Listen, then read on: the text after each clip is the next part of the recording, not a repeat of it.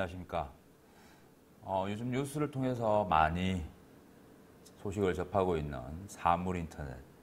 사물인터넷이 우리 일상생활에 가져오는 수많은 변화들, 그리고 그것을 우리 IT 지식인들은 어떻게 받아들여야 되나, 또 어떻게 준비를 해야 되느냐, 우리의 미래는 또 어떻게 바뀔 것이냐, 관심이 많으실 줄 압니다. 그래서 이번 시간엔 첫 번째 시간으로서 사물인터넷이란 무엇인가, 그리고 사물인터넷이 가지는 변화된 세상은 어떻게 될 것인가 간단하게 살펴보기로 하고요. 그 다음은 이제 조금 더 일반인들과는 다르게 깊은 지식을 하나하나씩 습득해가는 시간을 가지도록 하겠습니다. 우리가 사물인터넷을 바라보는 시각은 보통 사람들이 인터넷에 처음 접한 보통 사람들이 사물인터넷을 접하는 시각하고 같을 겁니다. 지식인들이 가지는 시각과 우리가 초창기 때 인터넷을 처음 접했을 때 생각했던 그런 시각이 일치한다는 얘기입니다. 그만큼 수많은 정보들 사이에서 새로운 용어들이 하나둘씩 생겨나고 그것을 일반 사람들이 이해하기까지 많은 시간들이 걸리지만 그 사이에 우리가 알지 못하는 수많은 변화들이 우리 일상생활을 덮쳐오고 있습니다. 그래서 이러한 것들을 그냥 흘려보내기보다는 우리가 앞으로 변화될 미래를 긍정적으로 받아들이기 위해서 차츰 IT에 대한 전문적인 지식과 그리고 전문적이진 않지만 공부를 하지 않지만 전공이 아니지만 그래도 우리가 받아들여야 할 미래가 어떤 것인가 궁금하신 분들을 위해서 간단하게나마 사물인터넷에 대해서 살펴보는 시간을 가지겠습니다. 자, 첫 번째 시간 들어가기 이전에 제가 강의를 하게 될 목차를 간단하게 정리를 해봤는데요. 첫 번째 시간에서는 이렇게 사물인터넷이란 무엇인가, 과연 사물인터넷이 무엇이길래 뉴스에서 매일 또는 신문에서 매일, 인터넷에서 커뮤니티 사이트에서 사물인터넷에 대해서 강조를 하는가, 그리고 통신사는 왜 사물인터넷을 자주 써먹는지 간단하게 살펴보도록 하고요. 두 번째 시간은 사물인터넷 플랫폼이라는 전문 용어가 나옵니다. 첫 번째 시간에서 여러분들이 쉽게 받아주셨다면 두 번째 시간은 다소 이래서 IT는 전문가들만 하는구나 라는 얘기가 나올 수도 있겠습니다만 어려운 얘기 없이 간단하게 풀어봤습니다. 그래서 플랫폼이 무엇인지, 그리고 플랫폼이 가져온 여러 가지 변화들이 이 IT 전문 지식인들 위주로 꾸며져 있지만 반대로 비전문가 입장에서도 그러한 것들을 어떻게 수능해 나갈 수 있는지 살펴보도록 하고요. 그 다음 세 번째, 네 번째 시간에는 네트워크와 디바이스, 전부 다 영어겠지만 사물인터넷 네트워크 굉장히 중요합니다. 그래서 네트워크에 대한 기초적인 지식과 더불어 어떻게 사물인터넷 네트워크가 구성이 되어 있는지 세분화시켜서 살펴보도록 하고요. 사물인터넷 디바이스라고 하는 부분은 사물인터넷 장치입니다. 사물인터넷의 근간이 되는 장치들, 그리고 그러한 것들이 서로 어떤 식으로 구성이 되어 있는지, 디바이스 구성과 그리고 네트워크로 연결된 디바이스들이 어떤 식으로 통신해서 서로를 인식하는지 살펴보도록 하고요. 다섯 번째는 사물인터넷이 그냥 돌아가는 게 아닙니다. 정보기술과 결합이 되어서 인공지능과 결합이 되어서 검색기술과 결합이 되어서 우리 일상생활에 깊숙이 침투하고 있기 때문에 정보기술과 어떠한 점이 연관이 있는지 살펴보도록 하겠습니다. 그리고 여섯 번째 시간, 일곱 번째 시간, 여덟 번째 시간은 사물인터넷 응용 서비스 부분이 됩니다. 실제 우리가 뉴스나 그다음 일상생활에서 그리고 앞으로 겪게 될 수많은 스마트 환경 그리고 변화된 세상을 미리 살펴볼 수 있는 응용 서비스 편입니다. 사물 인터넷이 가져올 변화된 세상 6번째, 7번째, 8번째 시간에서 느껴보시기 바라고요. 다음 9번째는 비전문가, 전문가를 위한 개발 프로그램입니다. 아두이노를 이용해서 사물 인터넷 흉내를 잠깐 내어보도록 하겠습니다. 물론 강의 환경상 실습을 하지는 못하고요. 간단하게 소개를 드리지만 이 아두이노를 처음 접하고 나면 거부감 없이 사용할 수 있도록 아주 쉽게 흥미 위주로 설명을 드리도록 하겠습니다. 그래서 비전문가분들도 살포시 따라오시면 아주 흥미로우실 겁니다. 그리고 마지 아주 중요한 언제나 모든 서비스, 모든 ITL 그리고 우리가 흔히 보안이라고 하면 개인정보와 관련된 부분들만 생각을 하는데 이 사물 인터넷이 가지는 보안은 굉장히 더 위협적입니다. 왜 그러냐? 우리의 일상생활에서 이미 수많은 사물 인터넷이 침투되어 있기 때문에 그렇죠. CCTV라든지 가정에 있는 홈 CCTV 마찬가지로 여러분들을 몰래 지켜볼 수가 있습니다. 그럼 어떻게 대비를 할 것이냐, 어떤 예방책을 가져야 되느냐 그런 것들을 주의 깊게 살펴보도록 하고요. 사물 인터넷에 대해서 전체적인 강의를 끝마치는 10개의 챕터를 여러분들한테 소개를 해드렸습니다. 첫 번째 시간 사물 인터넷이란 정의사항 그리고 개념 한번 살펴보도록 하겠습니다. 자, 사물 인터넷의 개요 해가지고 제가 준비한 게 사물 인터넷 개념입니다. 개념. 우리가 여러 번 사물 인터넷에 대한 사고 소식을 신문이나 또는 커뮤니티 사이트에서 접했을 겁니다. 우리 집에 있는 가정용 CCTV, 우리 애완동물을 위해서 애완동물이 어떤 행동을 취하고 있는지 잠깐 살펴보려고 접속을 했는데 24시간 나도 모르게 나를 감시하고 있었다라는 아주 기분 나쁜 소식들을 인터넷을 통해서 많이 접하셨을 겁니다. 근데 그렇게 접해도 사실 그게 사물 인터넷이 가지는 기본적인 개념 쪽으로는 전혀 생각을 하지 않으셨을 거예요. IT 전문인조차도 어떤 서비스가 구성이 되어 있겠지, 어떻게든 알아서든 굴러가겠지 그렇게 간단하게만 생각을 해버리는데 이번 시간 이후부터는 강의를 통해서 하나하나 이해를 해 나가셨으면 좋겠습니다. 자, 사물 인터넷이 가지는 개념. 자, 이 그림이 모든 것을 말해준다고 보시면 됩니다. 자, 왼쪽 편에 있는 이 그림이 모든 것을 말해준다.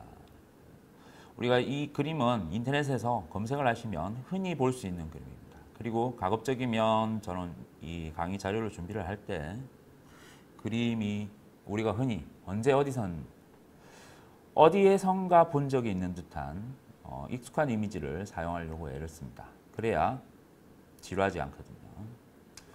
자, 여기 보시면 집도 있고 마이크 모양도 있고 도구 모양도 있고 헤드셋도 있고 그 다음 톱니바퀴 모양도 있고 TV 모양도 있고 와이파이 모양도 있고 이런 식으로 휴대전화 장치도 있고요. 콘솔 장치 여러 가지 장치들이 이게 구름에 전부 다 화살표가 연결이 되어 있습니다. 물론 구름에서도 전부 다 연결이 되어 있죠. 쌍방향 통신을 하듯이 구성이 되어 있습니다. 이렇게 구성을 하려면 이 중간에 구름, 클라우드입니다. 클라우드를 통해서 이러한 장치들, 칩과 그리고 마이크라든지, 그다음 헤드셋이라든지, TV라든지, 그다음 다른 통신망이라든지, 그다음 사람, 휴대전화 이런 것들이 클라우드를 통해서 연결이 되어 있는 환경이라고 보시면 돼요. 그래서 집에 있는 장치들이 클라우드 쪽에 데이터를 전송을 하고 데이터를 다시 그 결과를 전달받아서 우리가 애완동물이 어떤 액션을 취하고 있다든지 외부에서, 집이 아닌 외부에서 확인을 할 수 있는 거죠. 그래서 사물 인터넷은 이렇듯 여러 가지 사물들, 우리 주변에 있는 사물들이 많습니다. 우리 주변에서 제일 흔하게 사물 인터넷에 접할 장치들은 바로 여러분들이 절대 손에 떨어뜨리지 않는 휴대전화. 그것도 하나의 사물입니다. 인터넷을 기반으로 모든 사물, 휴대전화기만 생각하셔도 되겠습니다. 모든 휴대전화기를 연결을 해서 사람과 사물, 사물과 사물, 휴대전화기 간의 정보를 상호 소통하는 지능형입니다. 지능형 기술 그리고 기반 서비스를 사물 인터넷으로 간주합니다. 그래서 여기서 빠질 수 없는 건 사물이 기본이지만 사물 간에 통신을 하기 위한 네트워크, 사물 간에 통신을 하기 위한 정보를 상호 소통하기 때문에 네트워크가 필수적으로 끼어들게 됩니다. 그래서 이동통신 사업자들이 노리고 있는 게 이러한 부분이죠. 그리고 이러한 사물 인터넷이 소통하는 데이터들, 수집하는 데이터들, 이러한 것들은 바로 서비스를 제공하는 사업자, 또 그리고 누군가에 의해서는 저장이 될 겁니다. 그 저장된 데이터를 우리 인간들은, 사람들은 이용하게 될 거고요. 또 사람이 어떤 식으로든 축적해온 데이터를 다시 사물들이 이해하기 위해서는 중간 서비스 매개체가 반드시 필요하게 됩니다. 그리고 이 모든 것들은 네트워크를 통해서 이루어지게 됩니다. 그래서 네트워크가 굉장히 중요하고요. 그 모든 서비스 안에서 사물들이 각기 상호 소통하는 게 기본이다 라는 것만 이해하셔도 사물 인터넷이 가지는 의미를 아시게 될 거라고 봅니다. 자, 그러면 사물 인터넷은 언제쯤 출현을 했느냐, 그리고 누가 만들었을까? 아주 오랜 얘기가 있습니다만 우리나라에서는 인터넷은 인프라, 시설이 아주 잘 되어 있습니다. 인터넷 워킹이 아주 잘 되어 있는 나라 중에 하나로 꼽히고 있는데, 이 사물 인터넷이 등장하는 시기에 우리나라에서는 인터넷이 태동하던 시기가 되었습니다. 그래서 사물 인터넷이 그 당시에부터 출발을 할 수 있었지만 아쉽게도 저희 나라에서는 출발을 못했고요. 처음 출발한 건 미국 쪽입니다. 미국 쪽에서 RFID 산업이, RFID를 이용한 산업이 아주 흥하게 되면서 사람들이 RFID 시스템의 의존적으로 바뀌게 되면서 뭔가 조금 더 편하게, 조금 더 사람이 중간에 끼어들지 않고 장치들 간에 소통을 해서 자동으로 이루어지게 할 수 없을까에 출발하게 된 게 이 사물 통신 부분입니다. 그래서 M2M이라고 하는 머신 투 머신, M2M, 머신 투 머신을 출현하게 만들었고요. 여기는 물류 시스템이 기반입니다. 그리고 자판기, 바코드, 원격 검침, 그리고 주차장에서 사용하는 여러 가지 장치들, 신호들, 무인 주차도 마찬가지죠. 그 다음 교통신호, CCTV, 이러한 것들이 사물 통신 기반입니다. 그래서 유무선 네트워크 환경을 기반으로 해서 출발을 하였고요. 이 무선 네트워크는 휴대전화 장치를 이용한 LTE 통신망이 나오기까지는 그렇게 발전을 하지 못했습니다. 그래서 무선통신보단 유선통신 위주, 그리고 무선통신 위주로는 근거리 통신망 위주로 발전을 하게 되었죠. 자, 그 다음 단계는 사물 인터넷, 우리가 지금 공부하고 있는 사물 인터넷 단계인데, 무엇보다 유선 인터넷 환경이 엄청난 발전을 하고요. 그리고 스마트폰의 출현을 인해서 스마트폰이 가지는 특징, 여러 가지 특징들이 많죠. 통신적인 통신 환경의 변화에 따라서 스마트폰이 제 역할을 하게 됩니다. 자기 혼자만의 여러 가지 데이터를 수집하게 되고요.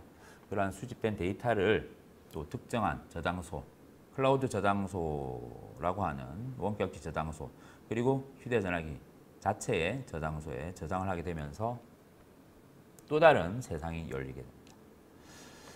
그래서 거기에 사물 인터넷이 서서히 태동을 하게 되고요. 그 다음은 통신업체 입장에서, 통신장비업체 입장에서는 지금까지 발전해온 게 다 우리 덕분이다.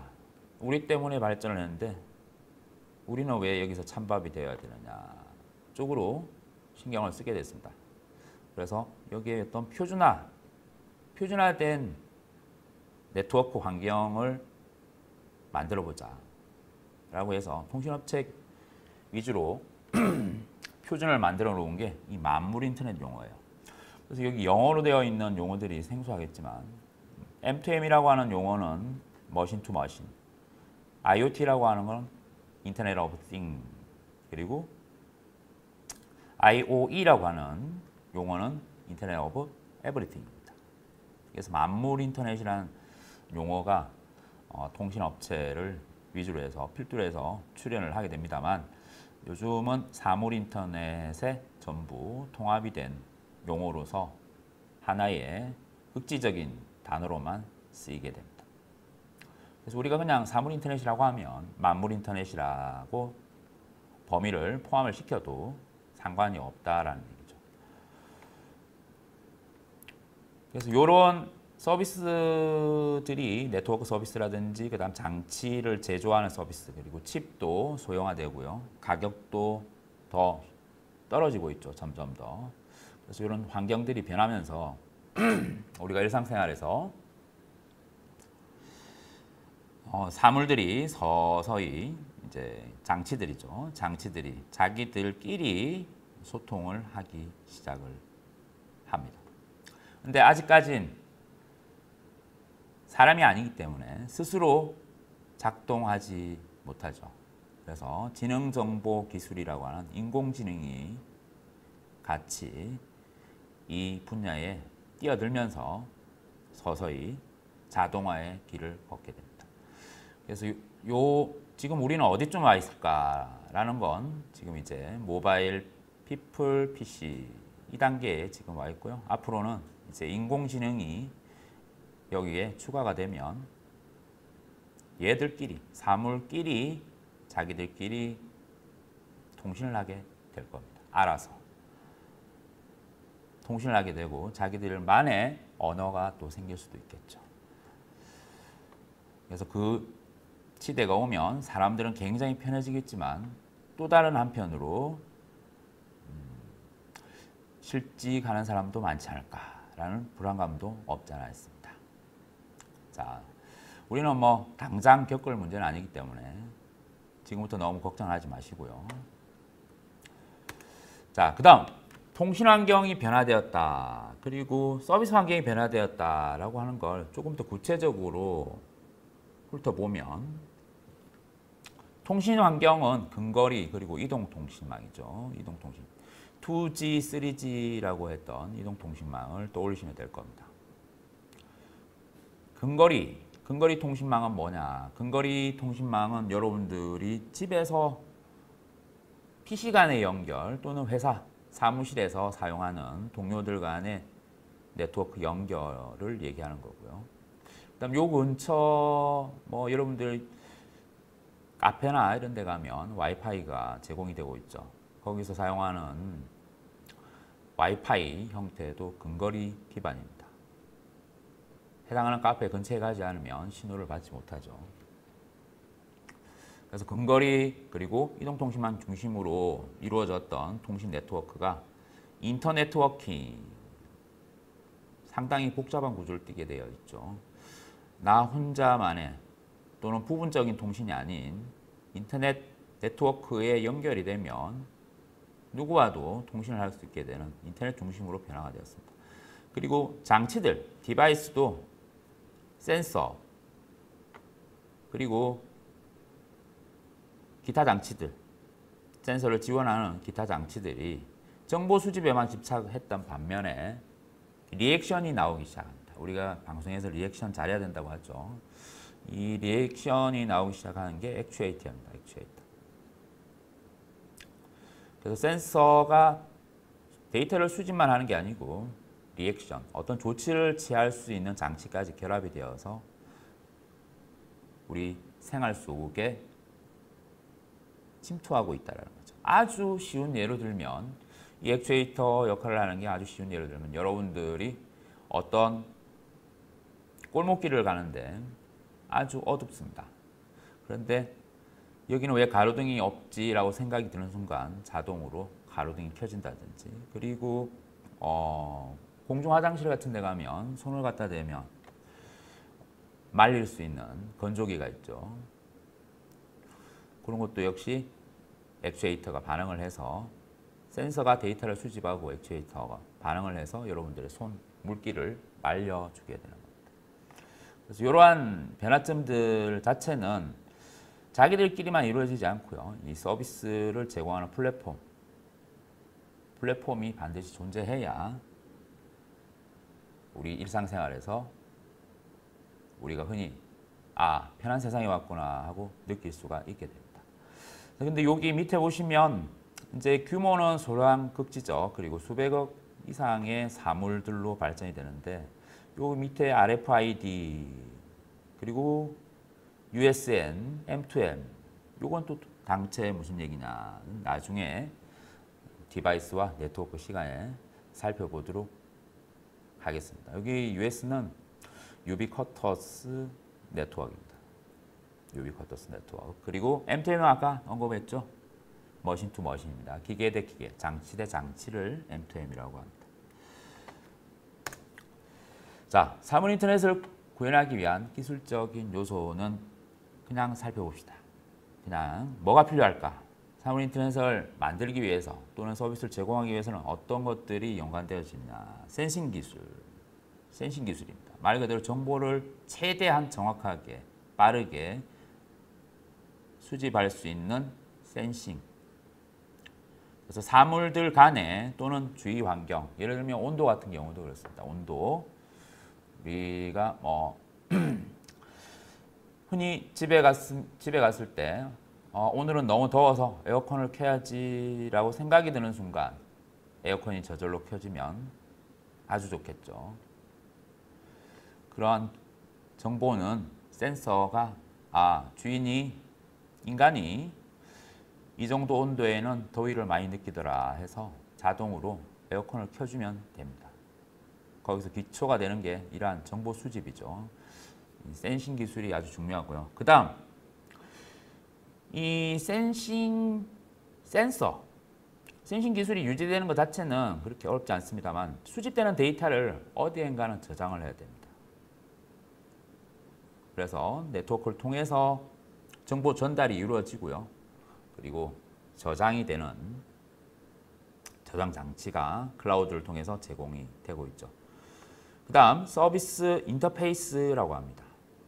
정보를 가공하고 처리하는 기술이죠. 서비스 인터페이스 기술이라고 하는데 이게 IT의 여러 가지 분야들이 다 섞이게 됩니다. 그러한 게 어떠한 것들이 있는지 정보기술 분야 우리가 5번째 시간에서 살펴보도록 하고요. 그 다음 보안기술입니다. 마찬가지 우리가 편리함을 추구하면서 놓치기 쉬운 게 이 보안 쪽입니다. 각각의 요소들이 가지는 위험성, 그리고 우리는 어떤 준비를 해야 되느냐, 이런 것들을 이 사물 인터넷이 구현하기 전에, 그리고 하는 동안에, 그리고 사용을 하는 동안에 우리가 각각 대처를 해야 되는 여러 가지 기술들, 그리고 인식해야 되는 기술들이 이렇게 4가지로 크게 나뉘어져 있다는 걸 알고 계시면 되겠습니다. 자, 그 다음 순환 과정이라는 용어가 나오는데요. 이걸 이제 굳이 개요 부분에서 설명을 드리고자 하는 이유는 실제 우리가 사물 인터넷이 어떠한 과정을 겪으면서 정보가 처리가 되는지, 어떤 정보 순환 과정을 거치는지 간단하게 살펴볼 텐데요. 이 장치들이 가지는 여러 가지 수집 정보들 가지고 있지는 않죠. 네트워크를 통해서 어딘가에는 저장이 됩니다. 여기 보시면 데이터를 생성하고 소비하는 것 장치들입니다. 그리고 네트워크를 통한 연결, 커넥션이죠. 연결은 네트워크를 통해서. 그리고 데이터를 저장하고 재처리하는 거, 재가공해야 되겠죠. 예를 들면 온도만 1시간 동안 내내 기록을 한 데이터가 쌓인다라고 생각하시면 사람이 그걸 굳이 1시간 데이터를 분 단위로 알 필요는 없는 거죠. 그런데 추위, 온도의 변화가 어떻게 1시간 동안 이루어졌을까라고 접근했을 땐 1시간 전체에 대한 분단위 데이터는 다 있어야 된다라는 겁니다. 그렇게 정보를 가공하고 처리하는 부분이 또 필요하게 된다는 거죠. 그럼 어떤 식으로 되느냐. 나중에 정보기술에서 구체적으로 살펴본다고 했습니다. 그래서 우리는 이제 이러한 IT 서비스 업체, 그리고 모바일 환경, 휴대전화죠. 휴대장치, 그리고 그다음 사물 인터넷 장치, 여기 뭐 디바이스들, 휴대전화를 포함한 여러 가지 센서들, 그러한 장치들이 전체적으로 엮여 있는 상황에서 서로가 서로 간에 정보를 주고받는 양방향 구조로 이 정보의 소통이 이루어지고 있습니다. 사물 인터넷은 어떻게 구성이 되어 있을까? 과연 무엇일까? 그래서 기본적으로 사물 인터넷은 장치가 필요하고요. 장치 간에 연결을 하기 위한, 또 우리가 인간이 직접적으로 자기만의 장치를 제어하는 것보다 다른 장치도 이용하고 싶죠. 그래서 네트워크가 필요하고, 그 다음 그러한 것들을 우리 개개인이 전부 준비를 할 수 없기 때문에 여러 가지 서비스 업자들, 네트워크 통신업자들, 그리고 개발 업체들, 다양한 업체들이 여기에 끼어들게 됩니다. 그래서 이러한 사물 인터넷의 기본 아키텍처를 우리는 서비스, 디바이스, 네트워크, 플랫폼 이렇게 크게 4가지로 나누어서 간주를 하고요. 거기에 보안이라는 요소를 집어넣어서 서비스 분야, 네트워크 분야, 플랫폼 분야, 디바이스 분야를 각각 아우르게, 각각 간섭하게 만들어 놓은 게 이 사물 인터넷 기본 아키텍처의 구조가 되겠습니다. 그래서 첫 번째 시간이지만 개념 정리를 간단하게 하려고 여러 가지 그림을 이용을 해봤습니다. 당장 이해가 안 되지만, 당장 모르는 용어들이 나오지만 겁먹지 마시고, 이왕 전문 분야에 도전을 해보겠다 하시는 분들은 서서히 전체 강의를 들어보신 다음에 궁금한 하시거나, 그다음 또는 더 많은 지식을 공부하고 싶다라고 하시는 분은 아래 주소로 연락을 주시면 고맙겠습니다. 자, 첫 번째 시간은 여기까지 하고요. 다음 시간에 사물 인터넷 플랫폼에 대해서 살펴보는 시간을 가지도록 하겠습니다. 감사합니다.